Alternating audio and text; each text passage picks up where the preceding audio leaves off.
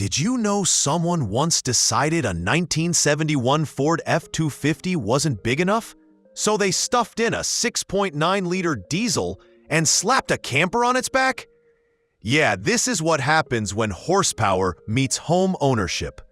Ladies and gentlemen, let me introduce you to a rig that makes my neighbor Gary's fishing boat look like a pool toy. The 6.9-liter diesel-powered Ford F-250 4x4 with a Del Rey camper strapped to its back. I've seen campers, and I've seen trucks, but this one looks like someone in 1971 asked, why not both? And then doubled down with torque.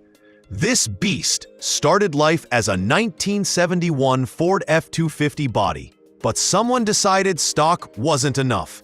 They dropped it onto the frame of a later model Ford pickup, then slid in a 6.9-liter IDI diesel V8. I believe that engine alone could tow Gary's entire backyard shed, plus the lawn flamingos. It's paired with a 4-speed manual transmission and a dual-range transfer case, meaning this isn't just a camper.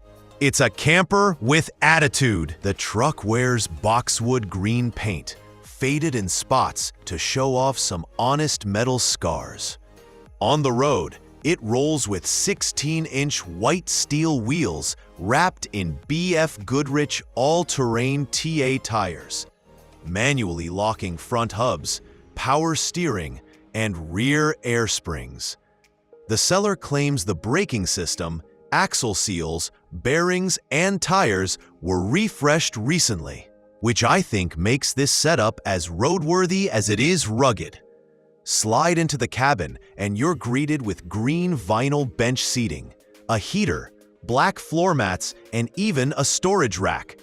The floorboards have been replaced, which tells me this truck has lived a few stories.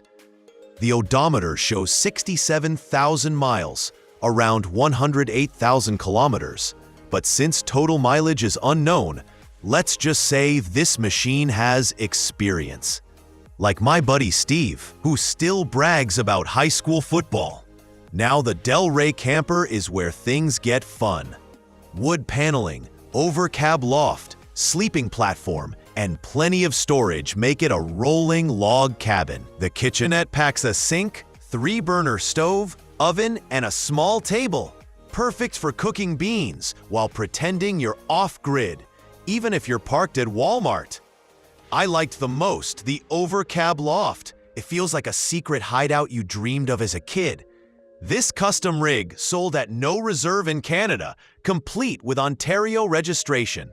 No title included, so check your local import rules if you want to bring it stateside. Pricing for these kinds of builds runs wild, but this one crossed the block for around $5,800, about 5,400 euros, which is less than Gary spends each summer repairing his leaky canoe. I think what makes this truck shine is its mix of toughness and charm. It's not just transportation. It's a story on wheels, and a pretty loud one with that diesel growl.